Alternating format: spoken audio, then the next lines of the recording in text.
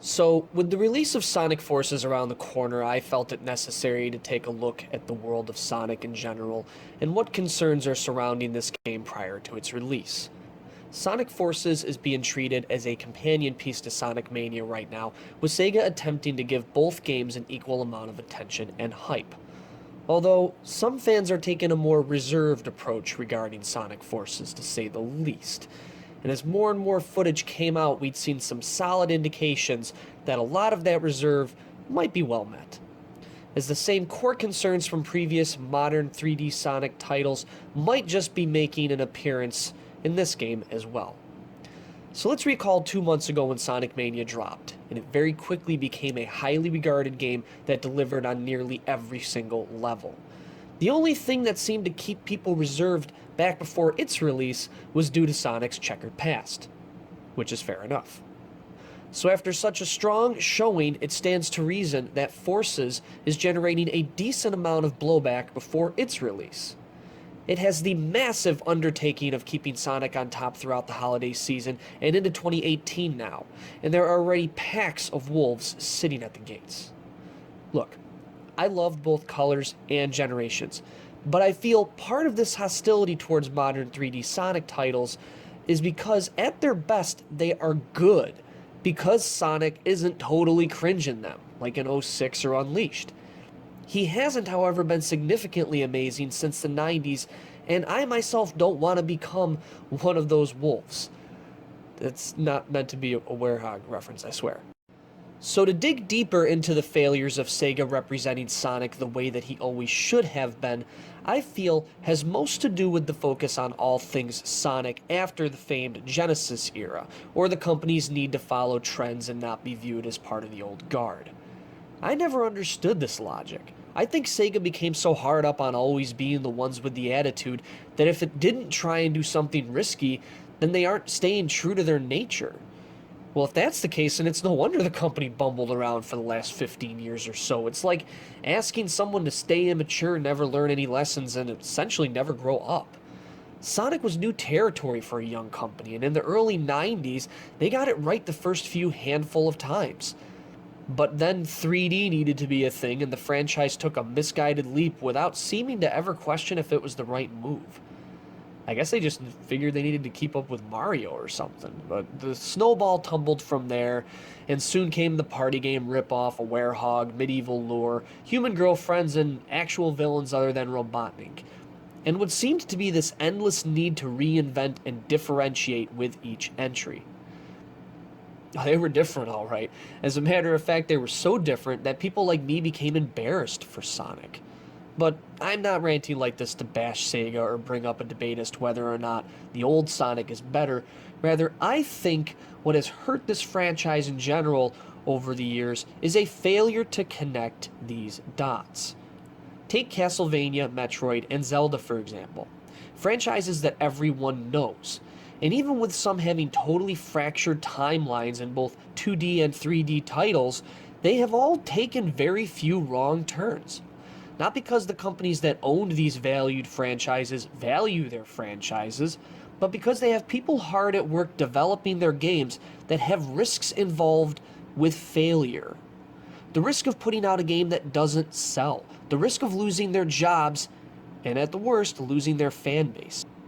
I'm not saying that developers working on Sonic games aren't talented and don't face the same challenges, but someone somewhere isn't helping the process any by shifting the focus so much from game to game in ways that make it so it never feels fully realized. And it seems like this is for one reason most of all. Sega can put out a crap Sonic game and it will still sell like hotcakes even if it bombs critically. Because every generation of gaming so far that exists has enough gamers that either like or respect at least one Sonic game, or a game with Sonic in it. So it's no wonder that Sega keeps taking these weird risks. It never seems to hit the bank hard enough. But 2017 has proven something different to Sega. Their earnings are up double from their last fiscal year, and it's largely due in part to Sonic Mania. They finally got the right idea and started making games that felt faithful and enduring. Yet they're treating Mania like it's a stepping stone to create a better 3D game. And I mentioned this mostly because of an interview I'd read briefly the other day involving an executive at Sega. And my apologies, by the way, that I can't remember exactly who it was that said it, but it is out there and you can find the interview. It's close to something like this. Sega isn't exactly looking to revive 2D Sonic, but is looking to improve 3D Sonic based on the success of Sonic Mania. So let me get this straight. You have a hit on your hands, an up year doubling sales, and you're looking to continue to push forward with modern 3D Sonic titles. You see, this to me sounds a lot like the generic response that was given regarding the success of Crash Bandicoot, with a statement from execs saying it would take some time to see if the success of the Insane Trilogy was due to nostalgia rather than an actual desire to see Crash Bandicoot return to gaming.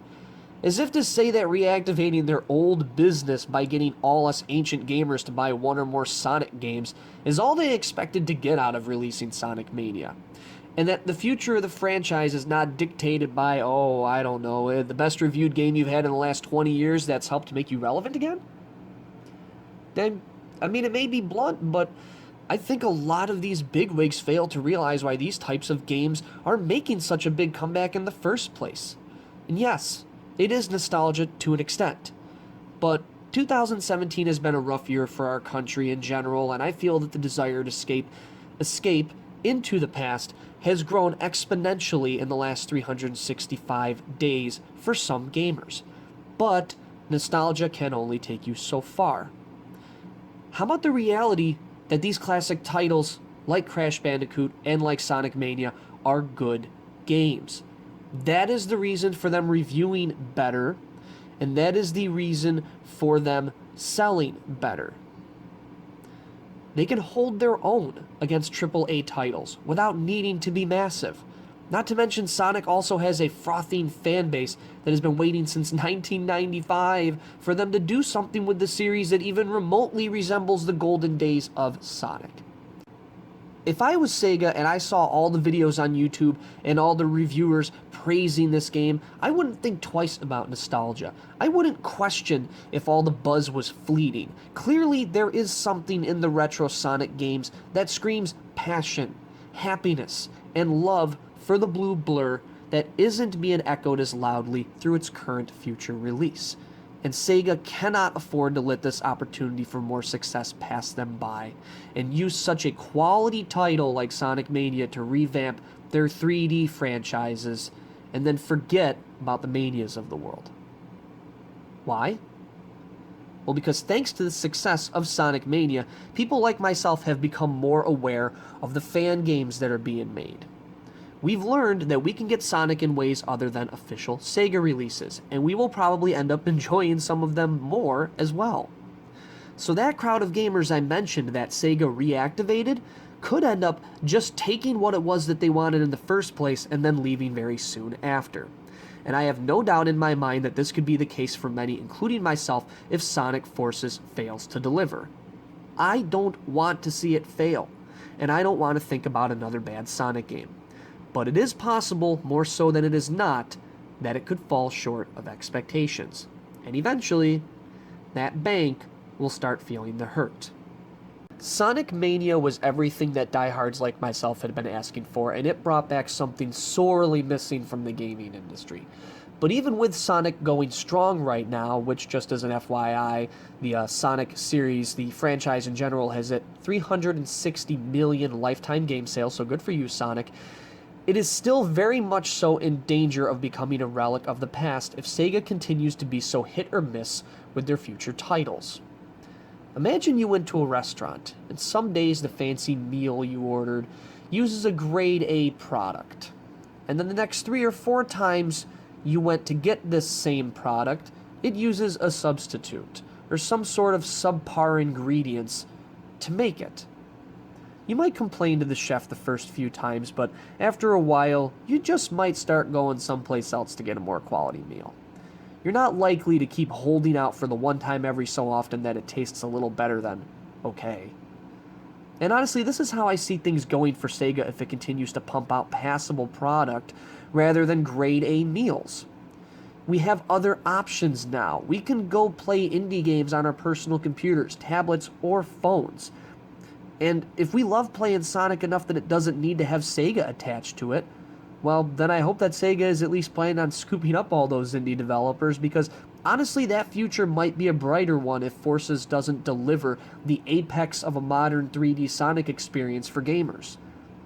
Sonic Mania has upped the stakes, and even with all the hate that is being generated right now towards Forces, I think most people deep down inside are still holding out that it will end up being a great game.